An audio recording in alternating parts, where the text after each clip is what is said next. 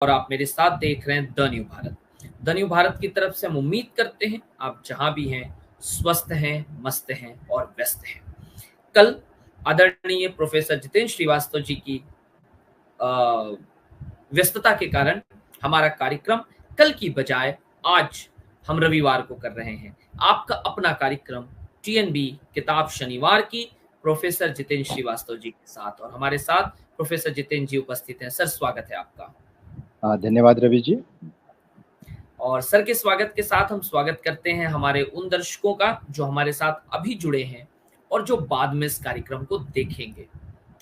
TNB किताब शनिवार की जो साहित्य चर्चा पर, पुस्तकीय चर्चा पर, किताबों पर, उपन्यास, कविता, कहानी पर न सिर्फ चर्चा होती है, आखिर क्यों पढ़ें, क्योंकि पाठकों के पास में जो अच्छा पढ़ना चाहते हैं, अब अच्छा और बुरा तो कुछ नहीं होता, लेकिन फिर भी जो तलाश में रहते हैं कि उन्हें पढ़ने के लिए सामग्री कहां से मिले, वे भिन्न भिन्न वेबसाइट्स पर, गूगल पर जाकर तलाशते हैं, लेकिन सर उन तक जानकारी नहीं पहुंच पाती या अच्छी किताबें उन तक नहीं पहुंच पाती। और बहुत से लोग हैं जो पुस्तक मेले तक नहीं जा पाते, और बहुत से शहर हैं जहां पर पुस्तक मेले पहले जैसी रंगत में नहीं लगते, और बहुत सी साहित्यिक किताबें जो दुकानें रखा करती थी वे भी अब नदारत हो गई है।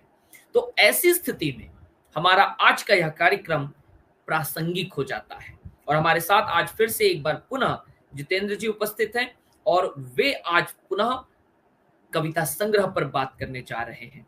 आज की जो कविता संग्रह है उसके 3 नाम 12 कड़ी से बाहर, युद्ध में जीवन और जंगलों में पगडंडियां, और तीनों की कवित्री प्रतिभा चौहान जी। और प्रतिभा जी का संक्षिप्त परिचय देना मैं इस कार्यक्रम की नैतिक जिम्मेवारी समझता हूं। प्रतिभा जी जो कि प्रतिष्ठित राष्ट्रीय अंतर्राष्ट्रीय पत्र पत्रिकाओं में कहानियां, कविताएं जो हिंदी और अंग्रेजी दोनों भाषाओं में, बाल कहानियां, कविताएं, समीक्षा, आलेख का नियमित रूप से लेखन करती हैं और उसका प्रकाशन होता है। राष्ट्रीय मानवाधिकार आयोग की संचयिका एवं जर्नल में भी इनके लेख आ चुके हैं। इनकी जो मुख्य कृतियां हैं, जंगलों में पगडंडियां, जहां आज बात होनी है, आदिवासियों एवं जंगलों को समर्पित कविता संग्रह पेड़ों पर मछलियां, 12 खड़ी से बाहर, चुप्पियों के 1000 कंबल, कविता संग्रह जो प्रकाशाधीन है, कीथू, स्टेटस को, ये 2 प्रकाशाधीन हैं। और इसके साथ में सर ने क्यों चुना, तो वह पुरस्कारों की श्रृंखला भी लंबी है, लेकिन कुछ जो मैं यहां आपके बीच रखना चाहता हूं, लक्ष्मीकांत मिश्र सम्मान, राम प्रसाद बिस्मिल सम्मान, स्वयं सिद्धार्थ सृजन सम्मान समेत कई अन्य पुरस्कार प्राप्त हुए हैं।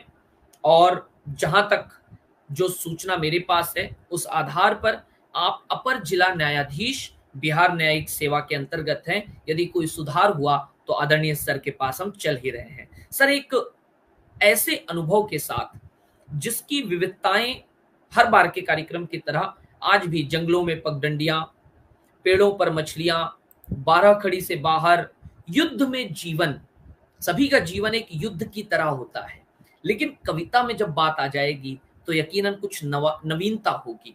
तो आइए सर आपके पास चलते हैं तीनों पुस्तकों को चुनने का कारण और इस कार्यक्रम में शामिल करने के कारण के लिए। प्रतिभा जी को बधाई के साथ में सर तक पहुंचते हैं। सर, स्वागत है। धन्यवाद रवि जी। और आपने बहुत सुंदर ढंग से प्रतिभा जी के बारे में भी बताया, उनकी किताबों के भी बारे में बताया। प्रतिभा चौहान की कविताएं मैं पिछले कई वर्षों से पत्र पत्रिकाओं में देखता रहता था, पढ़ता रहता था। इधर उनके 3 संग्रह लगातार पढ़ने का अवसर मिला, 12 खड़ी से बाहर, जंगलों में पगडंडियां, जिनका आपने नाम लिया तीनों का, और युद्ध में जीवन। तीनों संग्रह इस बात का प्रमाण देते हैं कि प्रतिभा चौहान एक हमारे समय की अच्छी कवित्री हैं, महत्वपूर्ण कवित्री हैं। उनकी रचनाओं में विविधता है, विषय की विविधता है, और वो समस्याओं को समझती हैं और उन्हें अपनी कविता में जब ले आती हैं तो कविता की शर्तों पर ले आती हैं।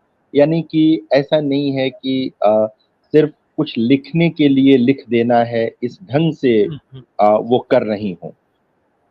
तो सबसे बड़ी वजह तो इन कविताओं की जो एक तरह से कह सकते हैं सादगी थी, उसने मुझे आकर्षित किया। बहुत हम्म। सादगी के साथ बहुत संश्लिष्ट किस्म के विषयों पर, कई बार कुछ अनछुए विषयों पर उन्होंने कविताएं लिखी हैं। तो ये मेरी दृष्टि में मुझे लगता है कि एक महत्वपूर्ण बात है। अ, ऐसे रचनाकारों पर बात होनी चाहिए। कई बार नहीं हो पाती ऐसे रचनाकारों पर बात। उनकी जी। किताबें आती हैं और जिस तरह से ध्यान जाना चाहिए उन पर नहीं जाता लोगों का। अ, मेरी दृष्टि में ये तीनों संग्रह इस ढंग के हैं कि इन पर बातचीत होनी चाहिए। जब मैं 12 खड़ी से बाहर देख रहा था, तभी मैंने देखा कि उन्होंने मतलब इस तरह के विषयों पर भी कविताएं लिखी हैं कि कई बार लगता है कि अरे इस विषय पर भी कविता है। हम्म। कई बार उनके शीर्षक भी अगर आप देखें तो लगेगा आपको जैसे एक कविता है इस 12 खड़ी से बाहर की, अंजुलि भर चांदनी और एक चुटकी रात। क्या बात है। अब तो कई बार जो शीर्षक हैं वो भी आपको रोकते हैं। और ये बहुत छोटी सी कविता है। तमाम मौसमों के खालीपन की तलहटी से लेकर भीगी हथेलियों तक बो दिए तुमने आसमानी फूल। अब ढलती हुई शाम में आ बैठेगा चांद मेरे पास। ब्रह्मांड की मचलती धाराओं में से अंजुलि भर चांदनी और एक चुटकी रात उधार लेना चाहती हूँ। मैंने कब मांगा तुम मुझे दो अपना कीमती वक्त, ख्वाब और धड़कने। बस प्रतीक्षा के व्रत को तोड़ दो, स्नेह की एक बूंद से मेरी आंखों में दिख जाएंगी तुम्हारी धड़कनों में बंद ख्वाहिशें। आत्मीयता की ऐसी रचना पढ़ते हुए निश्चित तौर पर किसी को भी अच्छा लगेगा। प्रेम की, दाम्पत्य की, हम्म। मनुष्यता की, इस तरह की जो तरलता है कविताओं में प्रतिभा चौहान के, वो मुझे बहुत अच्छी लगी। एक जो पूरा संग्रह ही है युद्ध में जीवन, उसकी तमाम कविताओं में आपको मनुष्यता की यही तरलता दिखाई देगी। छोटी छोटी कविताएं आरंभ में उस संग्रह में हैं। तो अभी हम उस ओर चलेंगे, उसकी बात करेंगे। तो यह संग्रह भी मैं देख रहा था, इसमें सभ्यताओं को लेकर, संस्कृतियों को लेकर, उनके बदलाव को लेकर कविताएं हैं और ढेर सारी कविताएं हैं। इस बहुत दुबले दिखने वाले संग्रह में भी छोटी छोटी कविताएं हैं, कुछ थोड़ी बड़ी भी हैं, लेकिन सामान्यतः छोटी कविताओं का संग्रह है यह। और ये एक छोटी सी कविता है, नालियों के फसाद। नालियों हम्म। के झगड़े फसाद, झंझटें फरियाद, पानी के साथ बहा देते हैं। मजदूर की मजूरी, बच्चों की पढ़ाई, कमेरों की कमाई, बहुओं के कंगन, भाइयों के आंगन, किसानों के बाग, भूखे पेटों की आग। कितनी बातें इस छोटी सी कविता में आ गईं। और एक तरह से हमारा समय भी, हमारे समय में जो ढेर सारे श्रमिक वर्ग के लोग हैं, किसान वर्ग के लोग हैं, निम्न मध्यवर्गीय जीवन जीने वाले लोग हैं, उनका जीवन भी इसमें आ गया और कई कविताओं में आया है। प्रतिभा चौहान की कई कविताओं में आया है। बुद्ध या बुद्धू एक इनकी कविता है। कई मतलब इस ढंग के बहुत सारे प्रसंग इनकी कविताओं में आते हैं।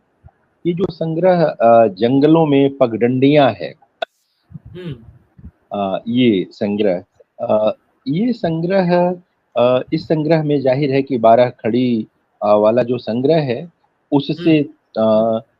अगले क्रम की कविताएं इसमें हैं। और मतलब कह सकते हैं आप कि अधिक कसावट दिखाई देती है इन कविताओं में। अ, रात की चांदनी में आर्द्र हुआ जंगल, सुबह की ओस से दोपहर तक बातें करता रहा। एक बहुत छोटी सी कविता है इस संग्रह की। इस संग्रह में एक कविता है जीवन रहने दो। मुझे यह कविता भी अच्छी लगी। कई हम्म। चीजें रहीं। इस संग्रह में भी जो सबसे अच्छी बात है ना कि ये कविताएं सामान्य अर्थों में स्त्री विमर्श की कविताएं नहीं। हम्म। हाँ, इसमें स्त्री जीवन भी है। प्रतिभा चौहान की कविताओं में तमाम अन्य कवयित्रियों की तरह बहुतायत में सिर्फ स्त्री जीवन की कविताएं नहीं है यहाँ पर। हम्म। यहाँ कह सकते हैं कि जो पूरा मनुष्य समुदाय है और मनुष्य समुदाय से इतर जो मवेशियों का समुदाय है, जो प्रकृति के अन्य अवयव घटक हैं, वो सब भी प्रतिभा चौहान की कविताओं में आए हैं। और ये बहुत महत्वपूर्ण बात है। यानी कि प्रतिभा चौहान विमर्शों से बनी हुई अ, कवि नहीं है। हम्म। जब मैं ये कह रहा हूं तो मैं ये नहीं कह रहा कि जो लोग विमर्शों से कवि बने हैं उनमें कोई कमी है, मैं ये नहीं कह रहा। लेकिन प्रतिभा चौहान की कविताओं से कुछ विमर्श निकल सकते हैं, विमर्शों से उनका जुड़ाव हो सकता है। लेकिन एक सहज ढंग से जैसे कवि का विकास होता है, कवि अपने आसपास के समाज को देखता है, अपने राष्ट्र को देखता है, अपनी वैश्विक समय की वैश्विक स्थितियों को देखता है, प्रतिभा उसी तरह से उन चीजों को देखती हैं और अपनी कविताओं में दर्ज भी करती हैं, लिखती हैं। ऊंची आवाज में नाम पुकारना मना है, सूरज आ बैठा था पहाड़ों के बीच, यह एक नए दिन का आगाज था, नदी अपनी गति से दौड़ती थी, पछुआ हवाएं सुस्ताने लगी थी, दरवाजा खटखटाती अपनी चोंच से चिड़िया गुनगुनाती थी, कुतरती थी घास, मस्ती में हवा के बिस्तर पर डोलती हुई वह चिड़िया सभी लोगों का दिल जीतने का हुनर रखती थी। आप देखें कि कविताओं में कैसे प्रसंग आते हैं, कितने सहजता से चीजें आती हैं। आदिम सभ्यता में न जाने कितना संगीत डोलता है, तुम एक खोजोगे हजार पाओगे, दिनों को टुकड़ों में काटती बहुमुखी धारों की तलवार है वक्त, जिसके अंतिम सिरों पर आकाश मिलता है हजारों सितारों वाली ओढ़नी में लिपटा हुआ।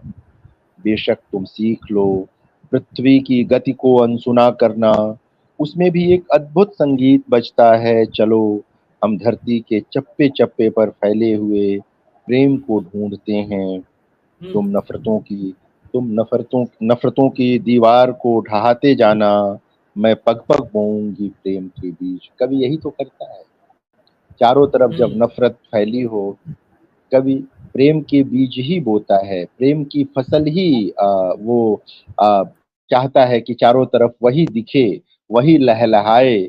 और इस अर्थ में प्रतिभा चौहान की बृहत्तर जो कह सकते हैं प्रतिबद्धता वो दिखाई देती है। वो बहुत सीमित अर्थों में प्रतिबद्ध कवि नहीं है। एक कविता का शीर्षक मुझे बहुत अच्छा लगा और फिर कविता भी अच्छी लगी। जब मैंने उस कविता का पाठ किया, उस कविता में उतरा, एक स्त्री बनाती है तितलियां। हाँ, अब सामान्यतः कोई इसको पढ़ेगा तो लगेगा ये क्या चीज है, स्त्री कैसे बनाएगी तितलियां। लेकिन जो सृजन का गुण होता है स्त्री में, जो मैं कई बार कह चुका हूँ, अपनी कविताओं में भी मैंने कहा है और अन्य बातचीत में भी इस मंच से भी कई बार कहा है कि देखिए पुरुष में सृजन की वह ताकत होती ही नहीं है जो स्त्री में होती है। स्त्री कहीं से भी सृजन करने का मादा रखती है और प्रकृति ने उसे ये गुण दिया है, ये शक्ति दी है, पुरुष को नहीं दी है। तो वो इसी तरह से इसको लाती हैं और कैसे अ, बताती जाती हैं कि कैसे ये जीवन का जो पूरा क्रम है, उस क्रम को इस कविता में लेकर के आती हैं। अपने बच्चे के पेट भरने के साथ ही भर जाती हैं मुरादों की सारी झोलियां, वह कभी ठगी नहीं जाती किसी लालच के नाम पर। तो इस तरह की चीजें हैं। और विकास कैसे हो रहा है और विकास में क्या क्या विनाश हो रहा है, क्या क्या चीजें हो रही हैं। प्रतिभा के भीतर का जो कवि है वह उसके प्रति चौकन्ना है, उसे इंगित करता है, रेखांकित करता है। यह मुझे बहुत महत्वपूर्ण लगता है। और कई कविताएं इस संग्रह की मुझे लगी कि उन पर बात होनी चाहिए। सर्वश्रेष्ठ होने का दम, यह एक अद्भुत चीज है। हमारे अपने पूरे समय में यह एक वैश्विक समस्या है। जो सुपेरियरिटी कॉम्प्लेक्स जिसको लोग बोला करते हैं आजकल बड़ी लोकप्रिय जबान में, वह जो चीज है वो कैसे बेसिकली वो मनुष्यता के विरोध में जाने वाली चीज है। इसको समझना और समझाना बहुत जरूरी है। और कवि यह करता भी है। प्रतिभा चौहान ने भी यह काम किया है अपनी कविताओं के द्वारा, अपनी कविताओं के माध्यम से। और देखें, इसमें पंक्ति आती है, जबकि जंगल में बेटियां नहीं डरती थी जंगली और खतरनाक जानवरों से भी। वो रहती थी उनके बीच जो निडर और दरवाजे रहित थे। उनकी चमकती हुई आंखें अंधेरों में मुस्कुराती थीं, जबकि बड़े लोगों के दिल कांप उठते थे अंधेरों के नाम पर। उनकी बहादुरी बसती थी सिर्फ उजालों की मजलिस में। चेस तब डूब जाता था अंधेरे के आलाप में। उन्हें उजालों से था सिर्फ वास्ता, सिर्फ सूरज की किरणों के साथ। आखिर कौन डराता है इंसान। ये चीजें कैसे हमारे समाज में घुस आई हैं। ये चीजें, ये उच्चता का बोध, श्रेष्ठता का बोध, हीनता की ग्रंथि पैदा करने वाले कौन लोग हैं। देखिए, स्वाभाविक रूप से किसी में हीनता की ग्रंथि नहीं आती जब तक उसके भीतर इसको सायास पैदा न किया जाए, ले न जाया जाए। तो कवियों का काम, रचनाकारों का काम, दार्शनिकों का काम, सचेत लोगों का काम तो यही होता है रवि, कि वो बताए, लोगों को सचेत करे। और मुझे अच्छा लगा कि प्रतिभा चिड़ियों के गीत जैसी कविता भी लिखती हैं, सर्वश्रेष्ठ होने का दंभ जैसी कविता भी लिखती हैं, और तमाम सभी के सर्वश्रेष्ठ जैसी कविता लिखती हैं। कुछ अनुराग की कविताएं भी लिखती हैं, दाम्पत्य की कविताएं भी लिखती हैं। और ये सारी चीजें उन्हें जो भीड़ है कवियों की उसमें अलगाती है, उन्हें थोड़ा महत्वपूर्ण और थोड़ा विशिष्ट भी बनाती है। यह जो इनका संग्रह है युद्ध में जीवन, यह इनका अब तक का मेरी जानकारी में सबसे नया संग्रह है। और जैसा कि शीर्षक से ही आप देख रहे हैं, युद्ध में जीवन, और हम अपने आसपास के राष्ट्रों में युद्ध की स्थितियां देख रहे हैं, उनसे परिचित हैं। हमारे अपने देश ने भी युद्ध की विभीषिका झेली है। अब भी लोगों के मन पर उसका दाग बचा हुआ है, उसका घाव बचा हुआ है। लोग भूल नहीं पाए, न चीन का युद्ध भूल पाए, न पाकिस्तान से युद्ध भूल पाए। वो जो जो चोट लगी, जो आहत मन है, वो अब भी है। और वैश्विक स्तर पर हम इन चीजों को देख रहे हैं। यूक्रेन में जो चल रहा है, हम जानते हैं उसको।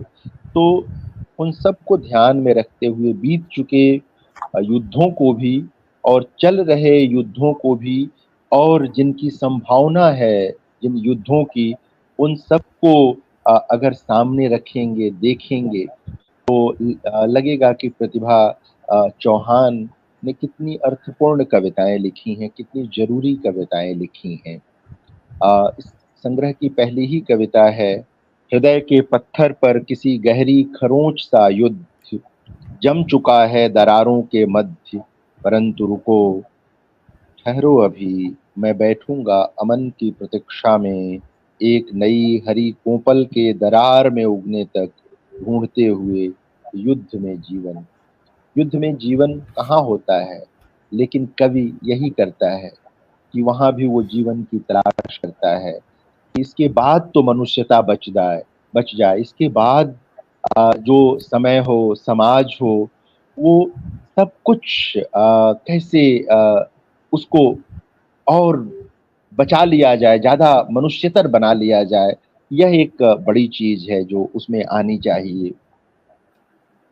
ऐसा नहीं होता कि जब युद्ध है उन दिनों सबके हृदय पत्थर के हो चुके होंगे, तब भी प्रेम बरसता है, तब भी लोग बचना चाहते हैं, बचाना चाहते हैं चीजों को। और प्रतिभा चौहान ने अपनी छोटी छोटी कविताओं में इन चीजों को रेखांकित किया है, दर्ज किया है, और ये मुझे बहुत महत्वपूर्ण लगता है, बताना चाहिए।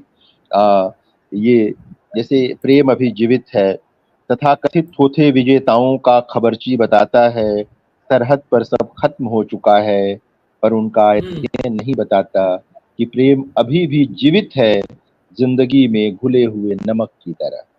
देखिए, क्या प्रेम बात। कभी सृष्टि से जाएगा नहीं। जिस दिन प्रेम सृष्टि से चला गया, यह सृष्टि रहने लायक नहीं रह जाएगी, ये दुनिया रहने लायक नहीं रह जाएगी। वो मेरा बहुत जो प्रिय शब्द है, मैं बार बार कहता हूँ, प्रेम जो है हमारी समूची सृष्टि का जीव द्रव्य है, वही प्रोटोप्लाज्म है। जिस दिन वह जीव द्रव्य सूख गया ना, वह फिर कोई मतलब, फिर रोबोट में और हम में क्या अंतर रह जाएगा। रोबोट जो अपनी तरफ से कोई रचनात्मक सोच रख ही नहीं सकता, जो आप फीड करेंगे वही करेगा। तो बिल्कुल सही। फिर हमें और उसमें फर्क क्या रह जाएगा, चीजें क्या रह जाएंगी, ये बहुत महत्वपूर्ण है। मिसाइल चलाने वाले, मिसाइल बनाने वाले इस बात को नहीं जान पाते, लेकिन कवि जानता है। और आज से नहीं, आप देखें, हमारे भक्त कवियों को भी याद करें। हमारे भक्त कवि भी किसी युद्ध के समर्थक नहीं है। आप जहां भी युद्ध वीर रस के जितने कवि रहे, जो युद्ध के समर्थक थे, सब थे, वहां आप देखें तो वो आपको तत्कालिक प्रेरणा राष्ट्र प्रेम में देते हैं, लेकिन अगर बेहतर अर्थों में आप देखते हैं तो वो बहुत काम आने वाली चीज नहीं होती है। और उन कविताओं में भी जहां मनुष्यता के प्रसंग आते हैं, वो ज्यादा अपील करने वाली चीजें होती हैं।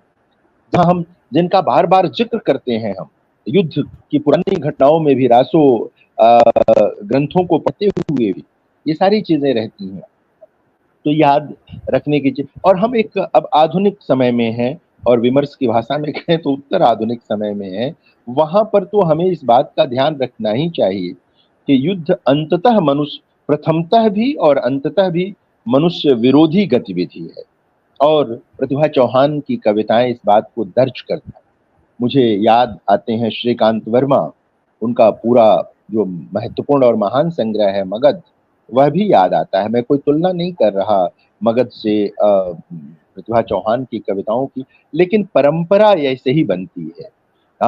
युद्ध की विभीषिका, मतलब अशोक के बहाने और मगध के बहाने श्रीकांत वर्मा ने अपने समय को समझने की कोशिश की थी। कौशल अधिक दिनों तक टिक नहीं सकता, कौशल में विचारों की कमी। ये चीजें, या फिर अशोक लौट रहा है, जो कविताएं हैं, वो सारी कविताओं को याद करें।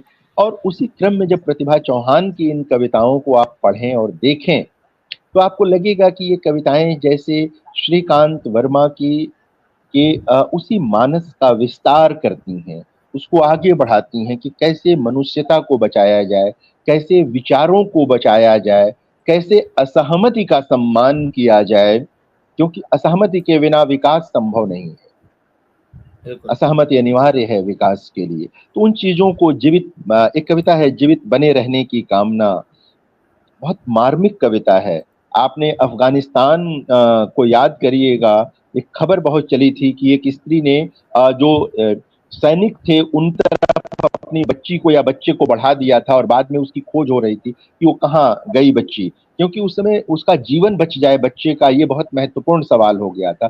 तमाम युद्ध के दिनों में भी ऐसा होता है, जीवित बने रहने की कामना वे सौंप देते हैं अनजान हाथों में, अपनी अकेली दुधमुही बच्ची, उसकी लंबी उम्र की कामना करते हुए तनिक भी नहीं डरते अनजान हाथों से, क्योंकि उस वक्त शायद उसके अच्छे जीवन की कामना से कहीं ज्यादा होती है सिर्फ जीवित बने रहने की कामना।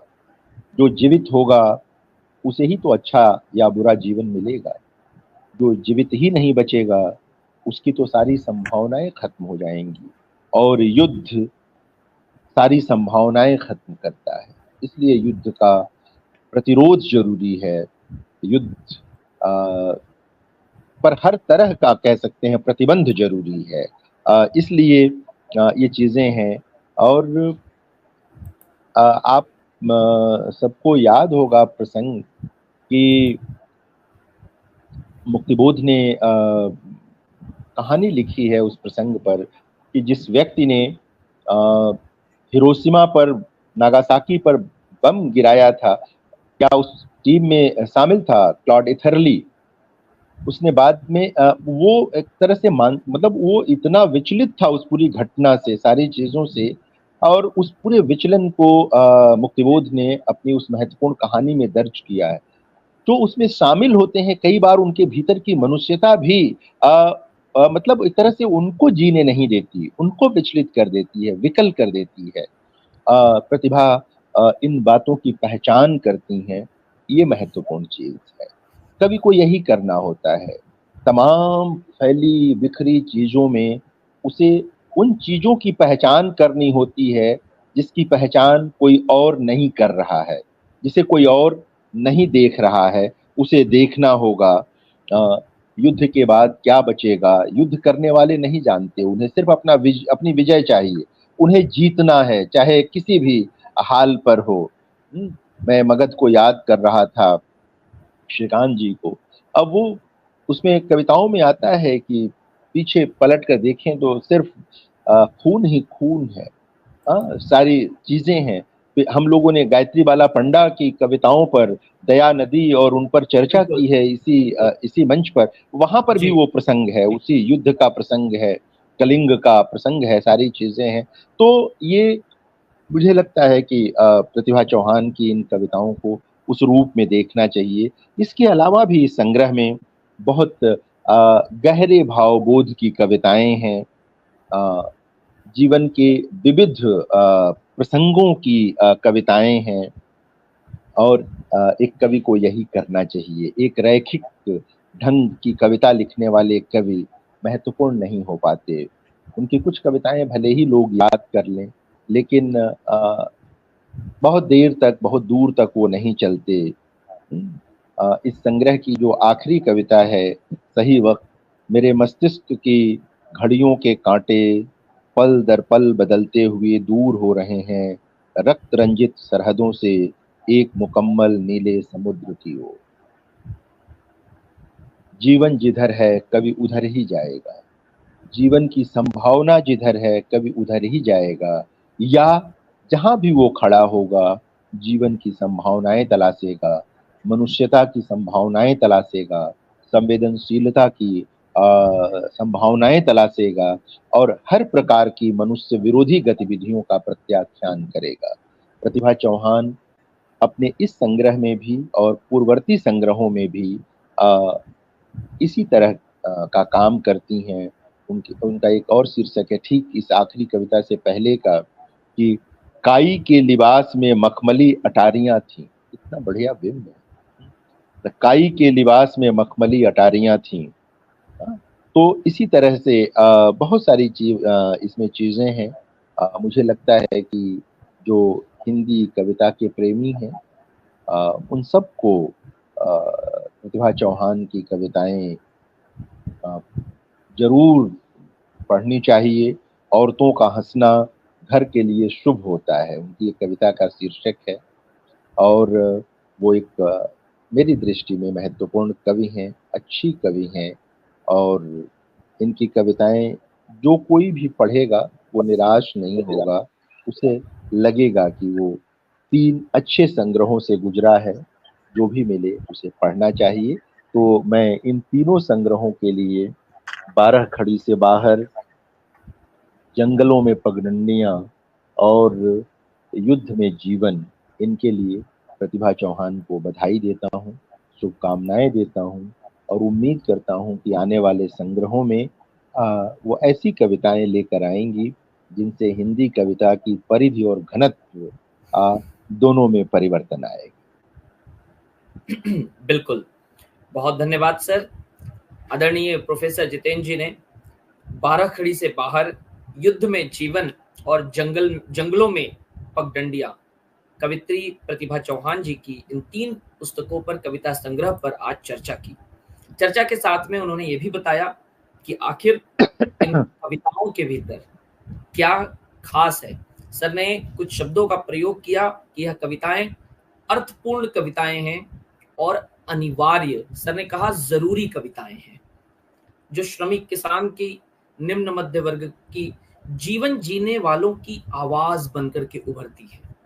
सर ने शुरुआत में कहा कि कई शीर्षक हैं जो पन्ना पलटते हुए रोक लेते हैं, यानी शीर्षक से लेकर के सामग्री तक, शब्द से लेकर के उसके भाव तक, सब कुछ। और सर ने प्रेम की बहुत सुंदर व्याख्या, हालांकि इससे पूर्व भी ये व्याख्या हमारे इसी कार्यक्रम में हो चुकी है, कि सर प्रेम को जीव द्रव्य मानते हैं, और जिसके भीतर भी ये नहीं होगा, यकीनन सभी कहते हैं कि वह इंसानों की उसके साथ तुलना ही नहीं की जा सकती। सर प्रतिभा जी ये लिखती हैं और कहती हैं कि हम अनुभूतियों और संवेदनाओं को खुद से अलग नहीं कर सकते, क्योंकि यही हमारी मनुष्यता की पहचान है।